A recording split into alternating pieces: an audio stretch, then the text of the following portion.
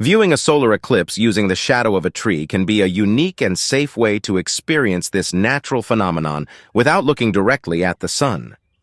Here's a step-by-step guide on how to do it. 1. Find a suitable tree and location. Look for a leafy tree that casts a clear shadow on the ground. The ground where the shadow falls should be flat and unobstructed. 2. Check the time. Know the exact time the solar eclipse is expected to occur in your area. 3. Position yourself. Stand or sit where you can clearly see the shadow of the tree on the ground. It's best to be in a position where the sun is behind the tree and the shadow is cast towards you.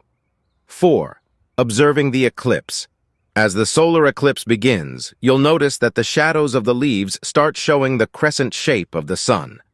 The tiny spaces between the leaves act like pinhole cameras, projecting images of the eclipsed sun onto the ground. 5. Capture the moment. If you have a camera or a smartphone, you can capture images of the crescent shapes on the ground. 6. Enjoy other techniques. While waiting for the eclipse, you might want to prepare other safe viewing methods like pinhole projectors or solar viewing glasses to compare the experiences. 7. Stay safe. Remember never to look directly at the sun without proper eye protection, as this can cause serious eye damage. This method is convenient and doesn't require any special equipment. However, it's a more indirect way to experience a solar eclipse, and the clarity of the images you'll see will depend on the tree and the environmental conditions at the time of the eclipse. That's it for today's video. Don't forget to like and subscribe.